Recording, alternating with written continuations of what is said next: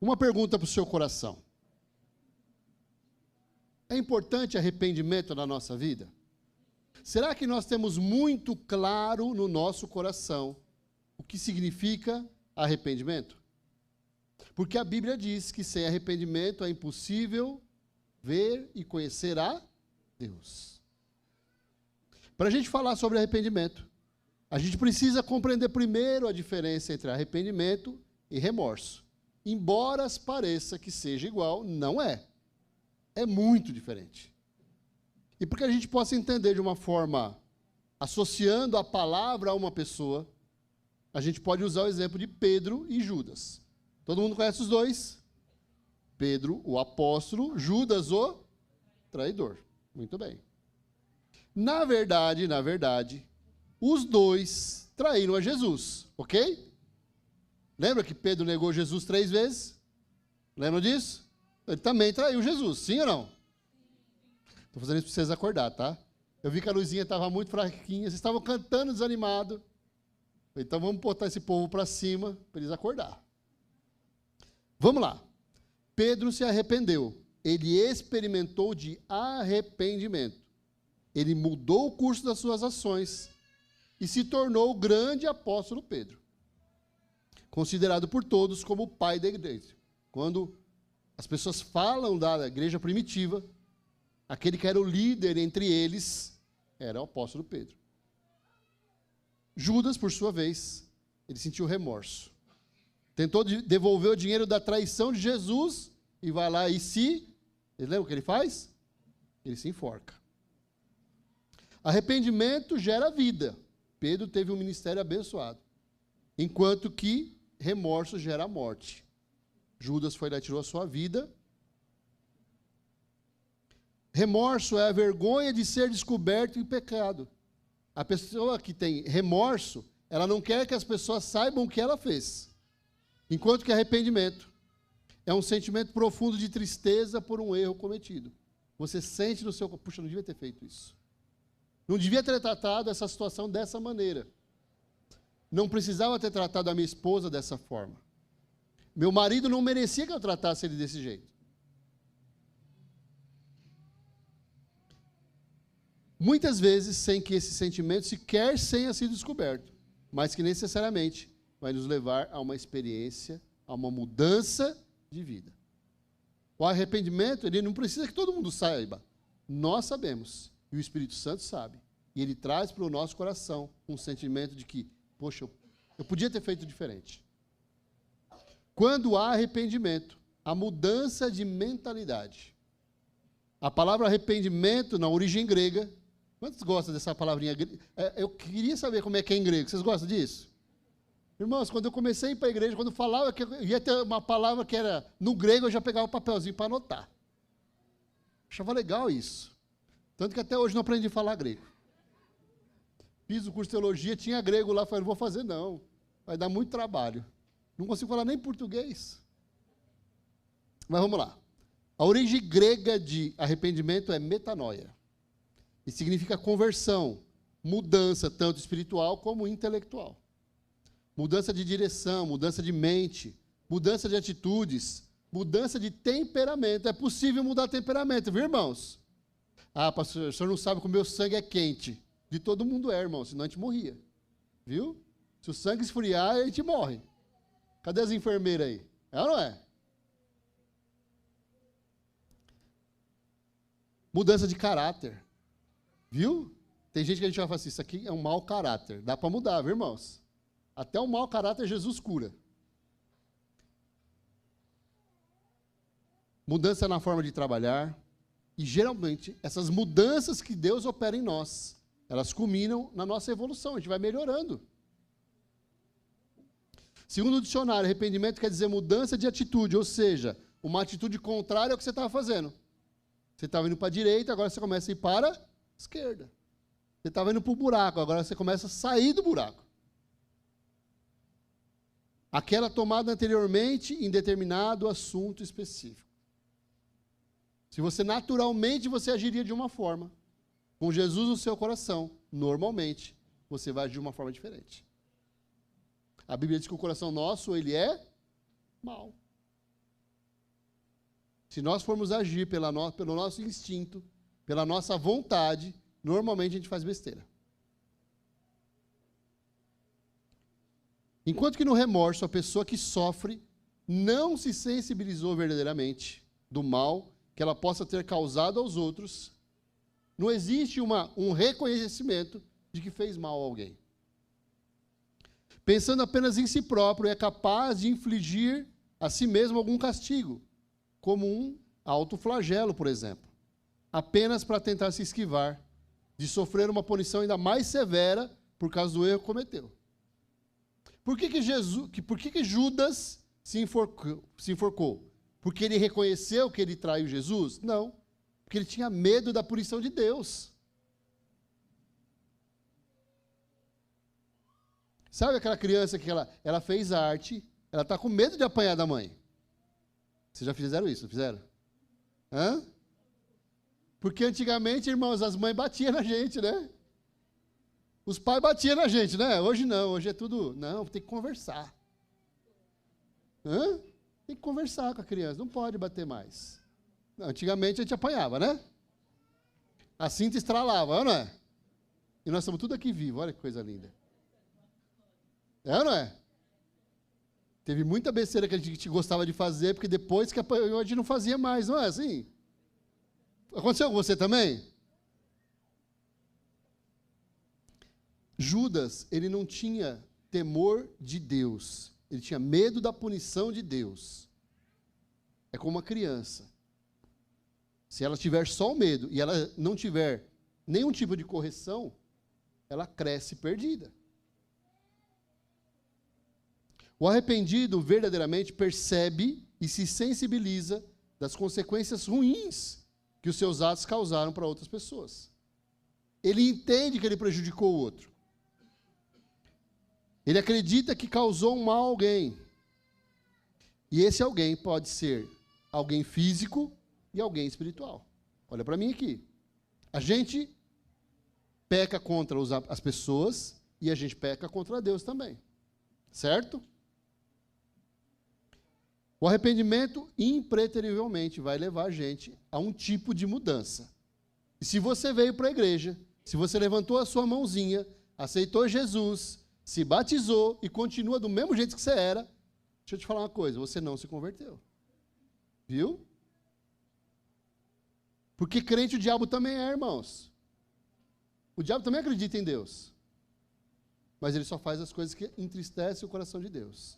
Se a gente se converte, se a gente entrega o nosso coração a Jesus, e as nossas atitudes permanecem as mesmas, algo precisa ser mudado, alguma coisa está errada. Pega a sua Bíblia aí.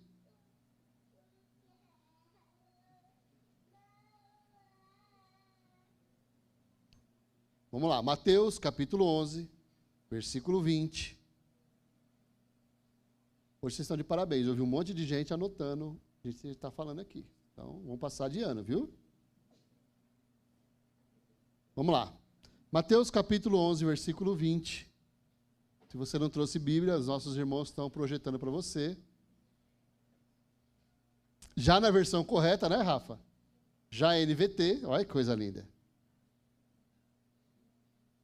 Mateus 11, 20. Se você não, quem não tem Bíblia NVT, levanta a mão aí. Quem não tem ainda. Se você correr, tem uma na livraria, né, Rafa? Não tem mais. Uma tem. Uma ainda tem, irmãos. Se você quiser, ainda tem a oportunidade. Se você tem a Bíblia no celular, tem um lugar lá que está escrito assim, Bíblias. Você escolhe qual a versão que você quer usar. Tá bom? Vamos lá. Mateus 11, 20 diz assim, então Jesus começou a denunciar as cidades onde ele havia feito muitos milagres, pois não tinham se arrependido. Que aflição as espera, Corazim e Betsaida?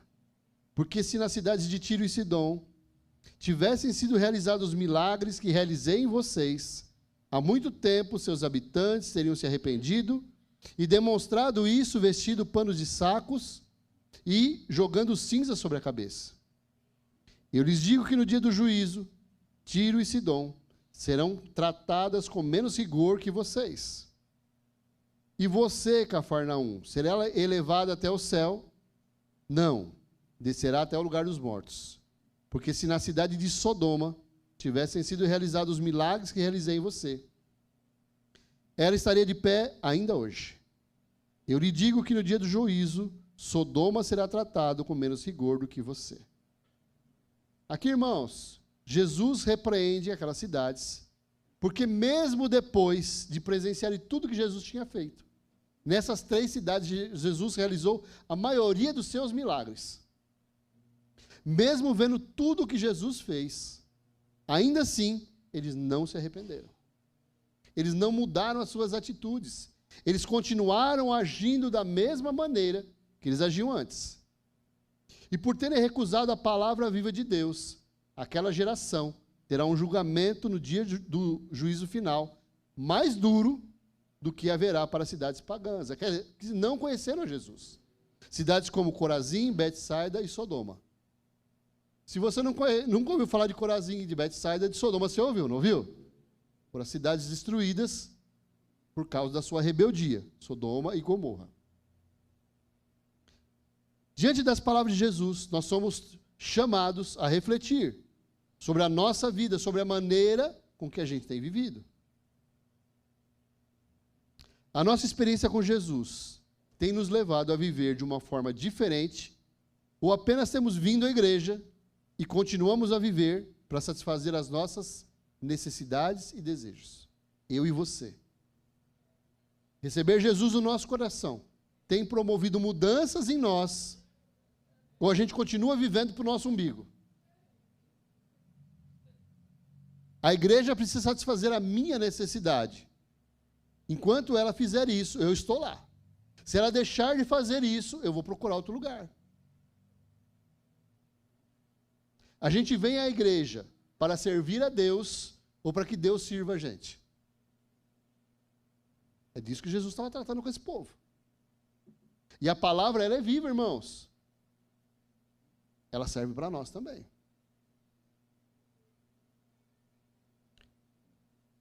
Há mudanças em você desde que recebeu a Cristo na sua vida? Você consegue identificar mudanças em você desde que você começou a vir para esse lugar? O Espírito Santo tem operado na sua vida de modo a levá-lo às mudanças que o Evangelho propõe?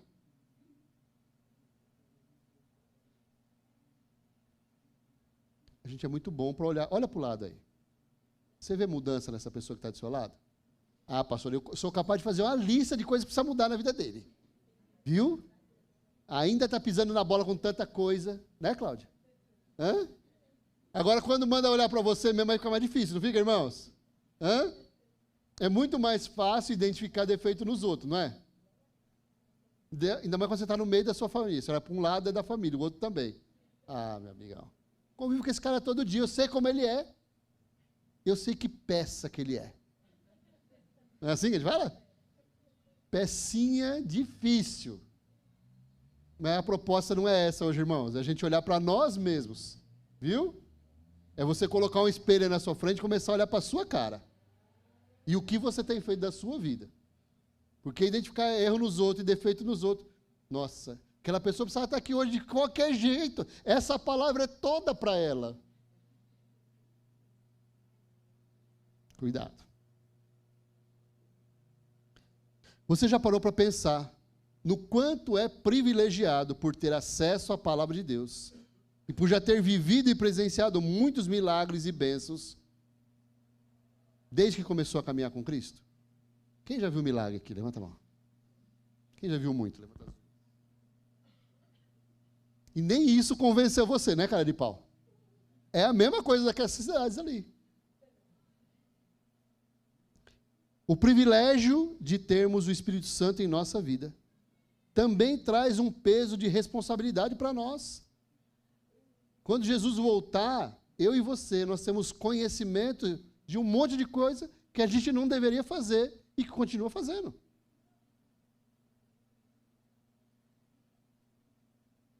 Nós seremos tratados com maior dureza do que aqueles que ainda vivem na ignorância, sem conhecer Jesus. Eles ainda não conhecem as riquezas dos ensinamentos do Filho de Deus. Da mesma forma que Jesus tratou com extrema dureza aquelas 3 cidades, nós hoje desfrutamos das bênçãos do reino e podemos estar acomodados. Não é para a pessoa que está do seu lado, é para você, ok? No mesmo estilo de vida de sempre, sem que consiga identificar nenhuma mudança. Você olha para você e fala, eu continuo o mesmo. Eu me vejo o mesmo homem, a mesma mulher de antigamente. Sem que consiga que nenhuma melhora no nosso comportamento aconteça com as pessoas e nem com Deus. O quanto você é difícil de lidar, lá na sua empresa. Pessoas olham para você e falam, isso aqui é encardido, hein? Hã? Esse é difícil de lidar. Apesar da gente ter acesso às Escrituras e a tudo que Jesus operou e ensinou, a gente pode estar agindo com aquelas cidades onde ele operou muitos milagres, sinais e maravilhas, e que nem por isso creram que ele fosse o Filho de Deus. Eles talvez, assim como nós, continuaram com as mesmas práticas e não se arrependiam dos seus pecados. Aliás, é isso que Jesus está dizendo para eles, não é? Que eles continuaram agindo da mesma forma que eles agiam antes dele chegar. Tinham justificativa para tudo de errado que faziam. Você tem justificativa para tudo que você faz? Sim ou não? Hã? Não, eu fiz assim, mas também, pastor. Olha o que o Márcio fez comigo. Eu tratei ele mal, mas olha como ele agiu comigo.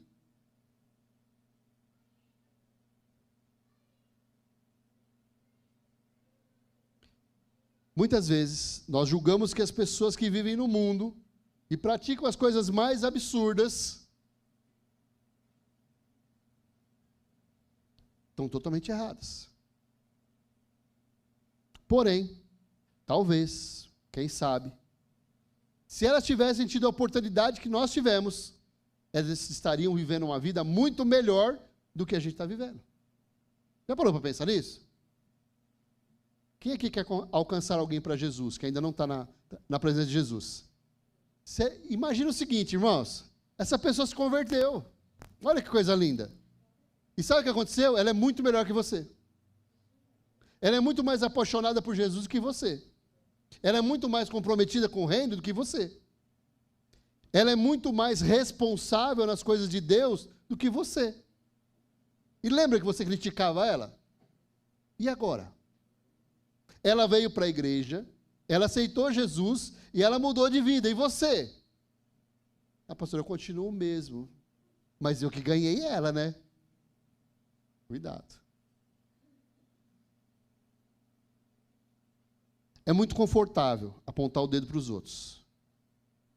Mas nós temos sido sal e luz. Sal dá sabor à vida. É ou não é? Qualquer comida que você põe sal, ela muda. Não muda de sabor? E a luz? A luz dissipa as trevas. Onde há luz, as trevas têm que sair. É assim na sua vida? Quando você chega num lugar que só tem trevas, a luz chega? Ou você se junta com as trevas?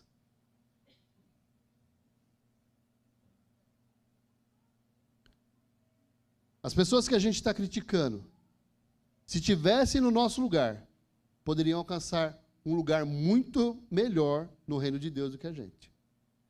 É um risco, não é?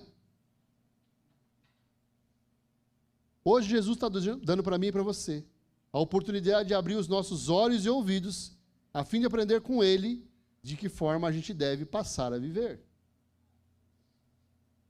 Quem acha que o casamento podia ser melhor? Levanta a mão aí. Pastor, acho que podia ser melhor, viu? Quem acha que o relacionamento com os filhos podia ser melhor? Levanta a mão aí. Precisa acordar, tá, irmãos?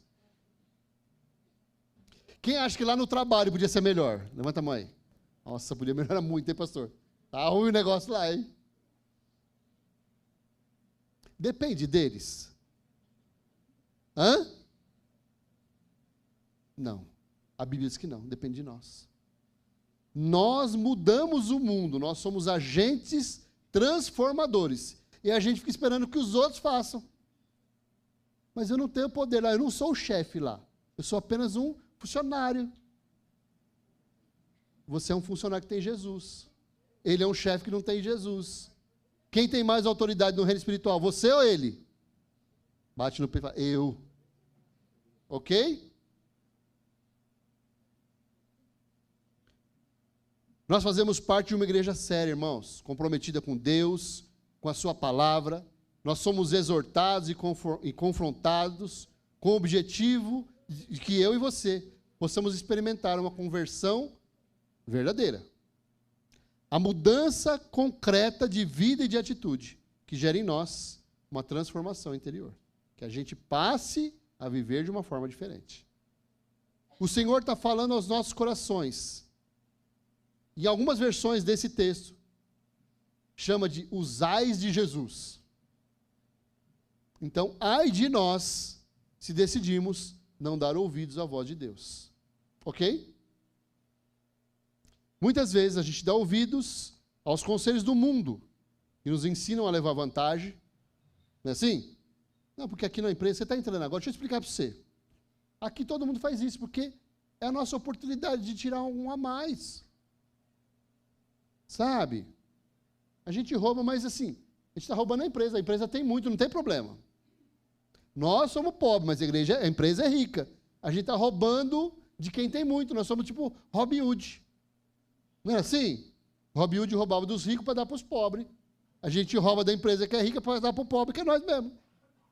Todo mundo faz isso aqui. Aí você fala, se todo mundo faz, vou fazer também. Não é verdade?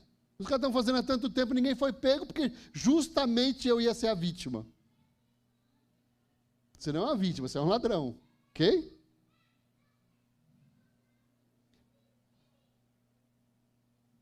Viver de uma forma desonesta, mas a gente não ouve os conselhos de Jesus, que veio ao mundo com um único propósito: nos reconciliar com Deus e nos levar a viver com Ele por toda a eternidade. O que Deus tem sonhado para mim e para você é eterno. O que o mundo está oferecendo para nós é passageiro e muitas vezes vai contra a palavra de Deus. Precisamos sim dar ouvidos a Jesus, porque as suas palavras são palavras de vida eterna. Uma pergunta que precisamos nos fazer: nós temos dado crédito a tudo que temos ouvido aqui na igreja?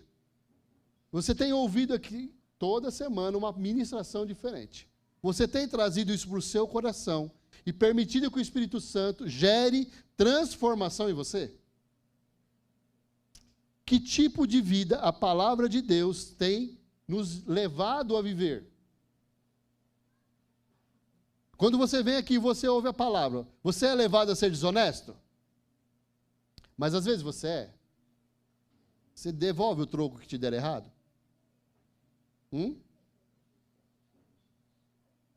Você deixou de levar vantagem em cima dos outros? Quando você vai fazer um negócio com alguém que não tem conhecimento, você é honesto com ela ou você leva vantagem? Ela não sabe quanto custa, eu vou cobrar mais.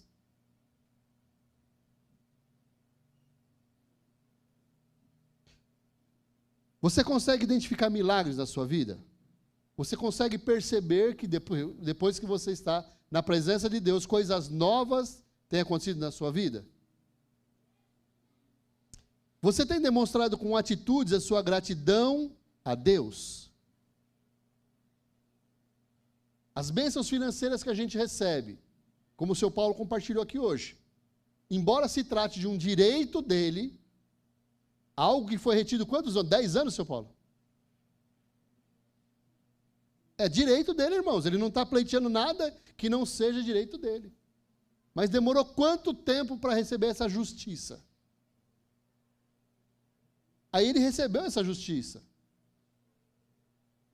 E ele fez questão de compartilhar com vocês. Você tem agido dessa maneira? Quando Deus cuida de você na sua vida financeira, e algo sobrenatural acontece com você, você compartilha com as pessoas? Você tem permitido que as pessoas cresçam na fé através daquilo que Deus tem feito na sua vida? Bênção na saúde. Quantos aqui já receberam cura de Deus? Vocês já compartilharam isso? Todo mundo sabe disso? Bênçãos para o futuro. Deus tem mudado a história de muitos de nós aqui. Bênção na família. Gente que a gente queria alcançar para Jesus. Gente que estava envolvido com drogas. Gente que estava envolvido com bebida. Aí a igreja ora, o G100 ora. E a pessoa se liberta e você nunca conta isso.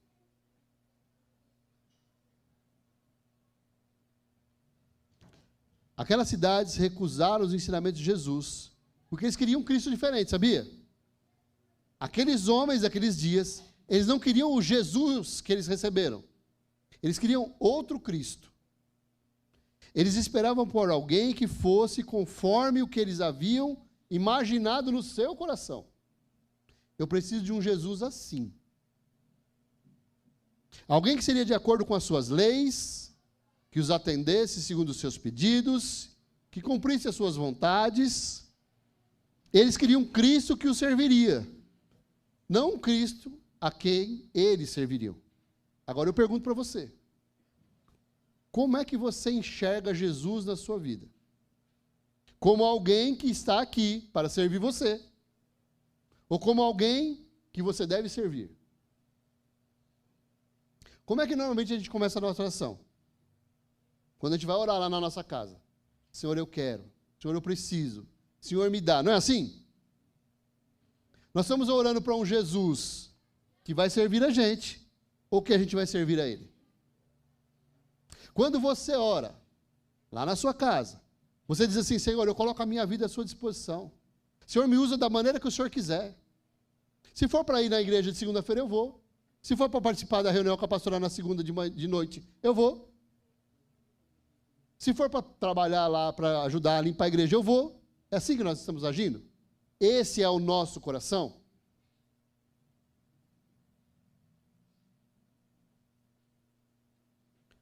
Eles queriam um Cristo que estivesse à disposição deles. Que tipo de Cristo você quer? Para e pensa aí.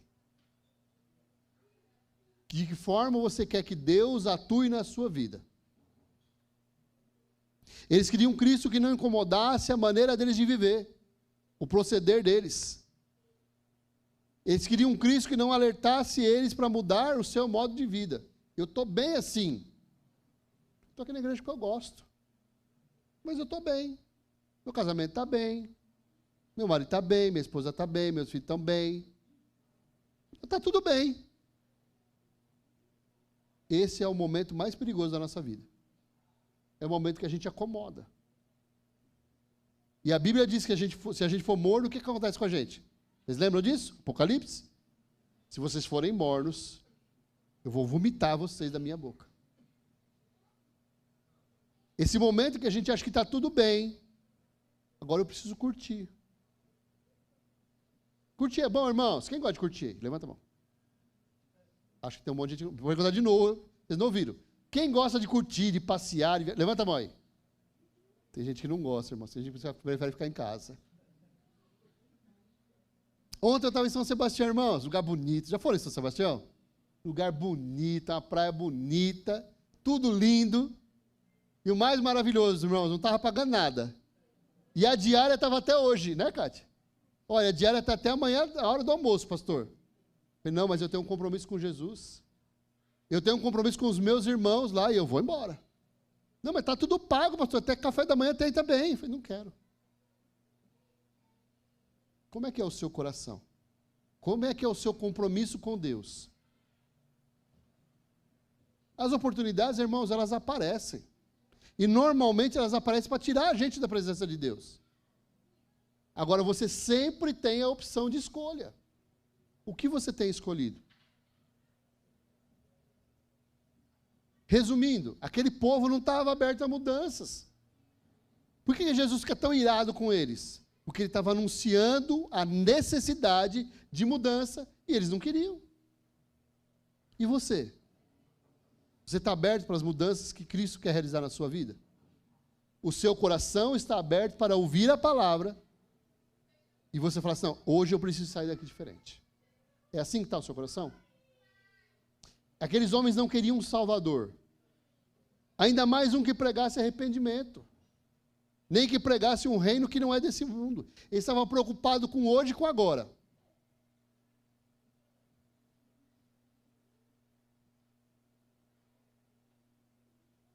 Eles queriam a restauração de Israel segundo os seus critérios, para serem os dominadores do mundo e que Deus os deixasse em paz, tomando conta da terra. Será que muitas vezes a gente não age assim também? Se Deus me desse o cargo de chefe lá na minha empresa, tudo seria diferente. Eu mandando, hein, Edson? Hã? Nós dois chefes lá, que coisa boa que seria aquela empresa, hein? Hã? Os dois maiores salários, o meu e o seu. Hã? Comprava logo um carro novo, uma casa boa. Hã? Será que a gente ia se preocupar em anunciar o reino de Deus para aqueles caras? Será que a gente ia se preocupar em falar para eles que sem Jesus eles iam para o inferno? Será que esse benefício de nós dois sermos os dois manda-chuva lá da sua empresa ia nos levar para o céu? Ou será que a gente ia se encher de nós mesmos e acabaria indo para o inferno? O desejo do coração deles ainda hoje é o que muitos desejam no seu íntimo, um Deus conforme as suas necessidades. Um Deus que atenda aquilo que eles querem. Olha para mim aqui, vamos usar o seu Paulo de novo. O seu Paulo está aqui com a gente há 10 anos. Sabe, irmãos, durante esses 10 anos, Deus não deu para ele a liberação da aposentadoria dele. Não é, Paulão? Quantas vezes ele ficou olhando o processo aqui? Pastor, ainda não. Aí, pastor, ainda não. O que manteve ele aqui não foi um milagre. O que manteve ele aqui foi o compromisso dele com Deus. Foi o reconhecimento daquilo que Deus já fez na vida dele. Não aquilo que Deus pode fazer. Qual é a sua motivação? Ele existe. Ele é Jesus. O desejo do coração daqueles homens. E o desejo do coração de muitos de nós ainda hoje. É que Deus seja conforme as nossas necessidades. Agora vem a má notícia. Existe esse Deus que vai satisfazer as suas necessidades. Ele foi anunciado na Bíblia, sabia? Ele vai ter poderes sobrenaturais. E sabe como a Bíblia chama ele? Alguém sabe? Anticristo. O diabo encarnado aqui na terra. Alguém que se levantará nos últimos dias para afrontar o nosso Deus, mas aos nossos olhos vai ser um cara bom. Vai fazer um monte de coisa que agrada aos nossos olhos. Carnais. E se a gente não estiver atento, irmãos, e ligados com Deus, a gente vai ser enganado. E a Bíblia diz isso. O anticristo, ele pode estar no meio de nós já. Ele pode já estar ele pode ser alguém que vai nascer aqui no Brasil. E que vai fazer um monte de coisa boa e a gente vai achar que o cara é fantástico. Lembra do lobo em pele de cordeiro? É o cara. Se nós não estivermos ligados com Cristo, a gente vai se ligar com o anticristo. E ele vai arrastar um monte de gente para o inferno. O nosso destino já está parcialmente traçado por Deus. Nós somos chamados para sermos família de Deus, filhos de Deus. Mas, irmãos, a escolha é minha e sua. A gente pode permanecer aqui, na presença dele, ou a gente pode decidir ir embora.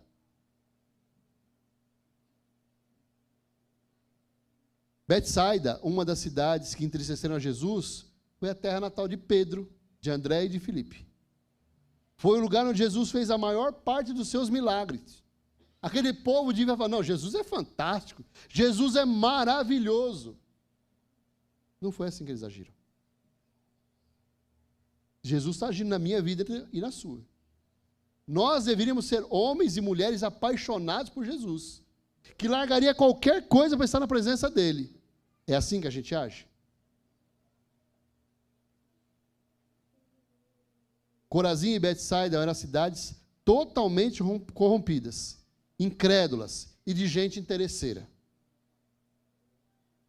Nos nossos dias, onde a gente convive com um ambiente corrompido pelas pessoas que têm poder, os grandes, os sábios, os mais inteligentes, se a gente não vigiar, a gente também vai ser alvo da censura de Jesus. Ok? Também nós seremos reprovados por Jesus.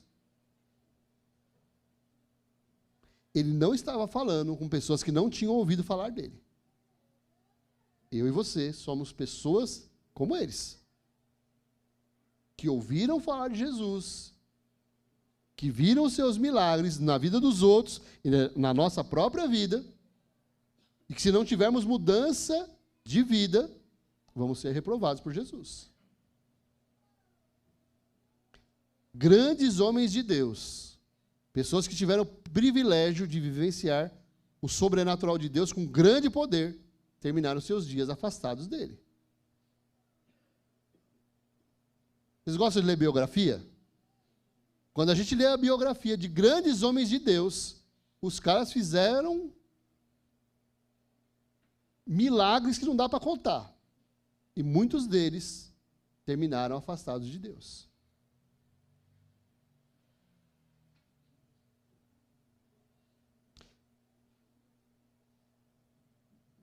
Por quê? Porque eles começam a crer que tudo que eles estão fazendo é em função deles que os milagres acontecem, e não de Deus. Quantos jovens não mudam suas atitudes cristãs ao entrarem na universidade? Já ouviram falar disso? Quanta gente se perde quando entra na faculdade? É uma festa, faz aquela, comemoração porque conseguiu entrar na faculdade. Aí entra lá, se envolve com droga, se envolve com um monte de coisa errada, se perde. Jovens que eram tementes a Deus se afastam da igreja. Quantos homens e mulheres de Deus não mudam sua maneira de viver e de agir depois de entrar em certos empregos? Ou quando o poder aquisitivo sobe? Já viram isso acontecer? Assim, irmãos, assim, ó.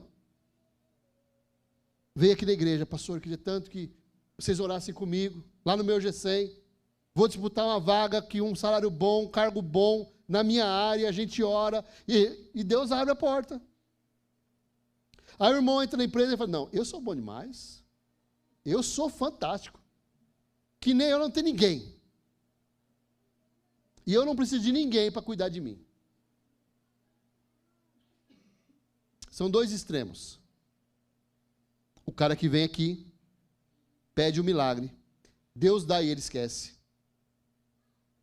Ele acha que é dele. O cara que vem aqui pede, Deus dá o milagre, ele vem dar o testemunho. Não, porque eu tenho convicção que essa porta foi Deus que abriu. Eu não tenho dúvida nenhuma no meu coração, Daito. Foi Deus que abriu essa porta. Passou 3 meses, olha o emprego do inferno. Isso não é emprego, isso é uma maldição na minha vida. Mas não era Deus que abriu a porta? O cara deu até testemunho aqui. Se o inferno for igual àquele lugar, eu prefiro ir para o inferno. Era Deus que abriu a porta. Só que chegou lá, em vez dele ser luz, ele começou a ser treva, que nem os outros. Entendeu? Ele chegou no lugar que Deus abriu a porta, e Deus não estava preocupado que ele ganhasse um bom salário. Deus estava preocupado que ele fosse luz naquele lugar. Só que ele chegou lá e foi treva, junto com os outros. Aí o que era ruim para os outros, era ruim para ele também. E aí a porta que Deus abriu virou um inferno para ele.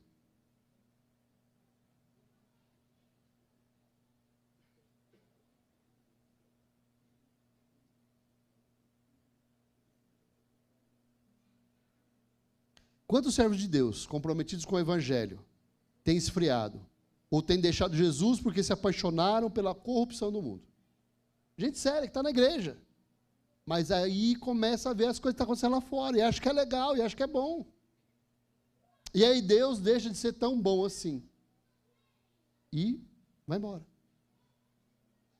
Estão mais preocupados com o prazer momentâneo do que com o gozo eterno. E a culpa muitas vezes é nossa, irmãos. Porque nós temos vendido essa imagem para os nossos filhos. Sabia disso? Tem um menininho aqui hoje, na hora que ele estava indo para a salinha, ele sempre me pergunta se eu sou Jesus. Você é Jesus, né? Eu já estou concordando com ele. Sabe? Aí você, eu estou tão feliz de estar aqui hoje. A Bíblia diz que nós precisamos ser como as crianças. Comece a olhar para o filho de vocês. Tem filhos de vocês que estão aqui na salinha, que têm mais compromisso que Deus que você. Ok? A gente percebe na atitude deles que eles estão mais envolvidos com Jesus que vocês. Vamos ser sinceros aqui? O exemplo que vocês têm dado não tem levado eles a serem como eles são. E ainda assim eles são. Aí eu pergunto para vocês, quem precisa de mudança? Eles ou nós?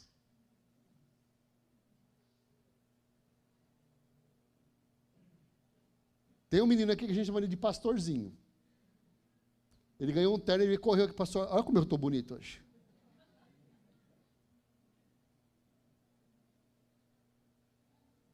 O pai dele nunca veio mostrar o terno dele para mim. Quando fala na nossa linha, quem vai orar, ele é o primeiro a levantar a mão. Aliás, em qualquer lugar que eu vejo ele é desse jeito. Reuniu lá os líderes da igreja. Quem vai orar? Eu posso orar, pastor? Será que ele precisa de mudança? Ou será que nós precisamos começar a ver o reino de Deus como ele vê? Os pais faltam da igreja. Eu acho que ele não faltaria. Se dependesse dele, eu acho que ele viria. Percebe?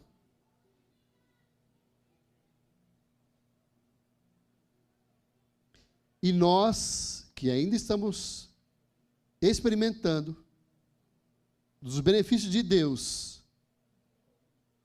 a gente passa por luta também, irmãos? Hã? A gente passa por luta na nossa área financeira? A gente fica desempregado, a gente não consegue pagar as contas, a gente se desorganiza com o que a gente recebe, não é? A gente não enfrenta isso?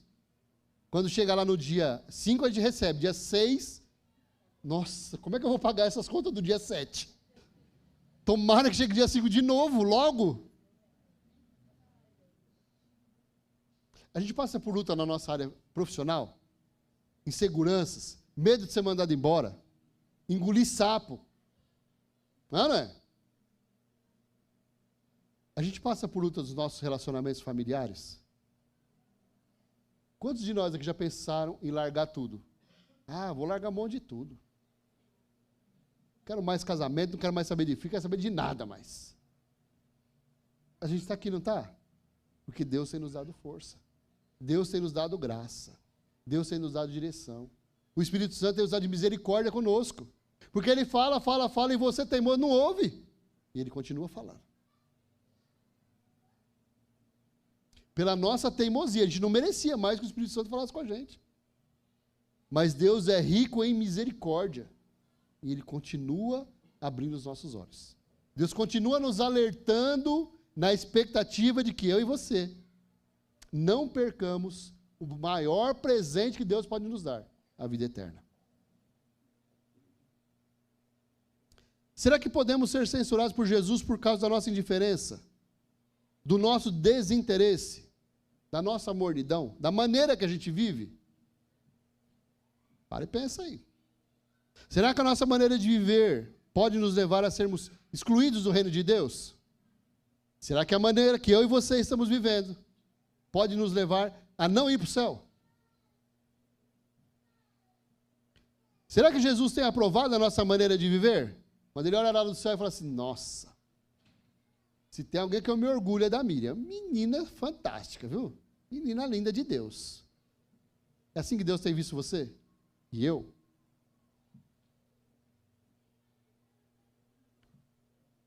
Para que isso não aconteça, Jesus está falando aos nossos corações nessa manhã. Ele está abrindo os nossos olhos para que haja arrependimento na nossa vida. Lembrando que arrependimento leva a mudanças. Ok? Deus está nos dando mais uma chance de mudarmos o curso da nossa história, irmãos. Entendendo que a decisão final é de quem? Bate no peito e fala, é minha. Quem vai decidir o seu futuro? Eu. Não é o pai, não é a mãe. Não, porque a minha mãe vai na igreja, está tudo resolvido. Está nada. Viu? Filho de crente não é crentinho, viu, irmãos? Pode até ser cretino, mas crentinho não. Certo, amor? Se não decidir por Jesus, o filho do crente vai para onde, irmãos? Azar dele. Por isso que nós, como pais, precisamos entender a nossa responsabilidade com os nossos filhos. Se você perguntar assim, pastor, o senhor orou para que os seus filhos fossem bem-sucedidos? Orei. Mas orei muito mais para que eles fossem convertidos. É legal ter um filho médico? É. É legal ter um filho advogado? É. Se ele for advogado e for para o inferno, eu prefiro que ele não seja. Para ele ser médico e ir para o inferno, eu prefiro que ele não seja. A minha prioridade, minha e da Kátia, sempre foi que eles fossem de Deus. Eu não me lembro de ter levado meus filhos na escola. Ah, porque tem que levar, não lembro. Mas eu me lembro de um monte de vezes ter trazido aqui na igreja. Não, porque vai ter lá o G100 de jovens, pastor, pai, e aí eu vou levar. Que hora acaba? Vou buscar. Você tem agido assim? A prioridade na vida dos seus filhos, para você, é que eles estejam com Jesus ou que eles tenham belos títulos?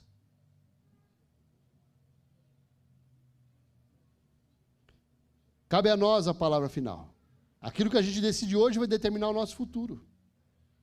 Muitos estão distantes de Jesus porque ainda não ouviram falar dele. Nós somos privilegiados, porque ouvimos, vimos, aceitamos a sua palavra, nos convertemos, fomos feitos filhos de Deus e desfrutamos da presença do Espírito Santo habitando em nós, irmãos.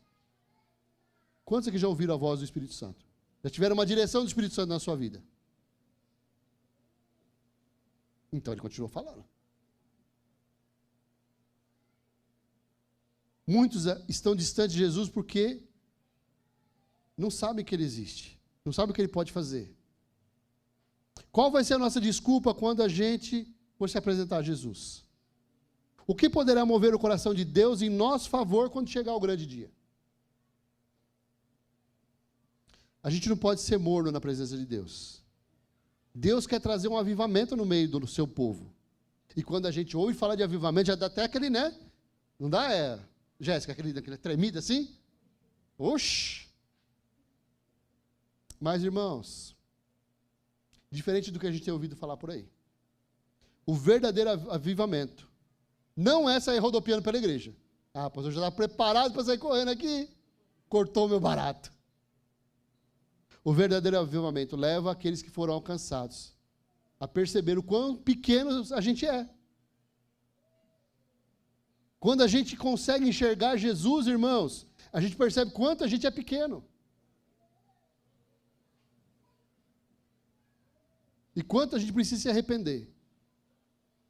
O verdadeiro avivamento nos leva a orações acompanhadas de lágrimas. Quanto tempo faz que você não ora e chora na presença de Deus? De reconhecimento do quão carentes somos da sua misericórdia e do amor de Deus. Quando a gente está sendo tocado pelo Espírito Santo, irmãos, a gente fica sensível. A gente começa a olhar as pessoas de uma forma diferente. Eu começo a ver mais as qualidades que os defeitos. Eu começo a perceber que as pessoas têm qualidades que eu não estava enxergando. Quando Deus olha para nós, Ele não fica buscando em nós os nossos defeitos.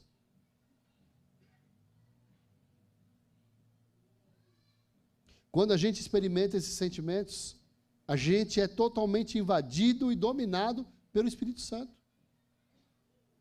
E a gente começa a ver o mundo de uma forma diferente. A viver na dimensão do sobrenatural de Deus. E para a gente encerrar aqui. Que tipo de vida espiritual você deseja viver?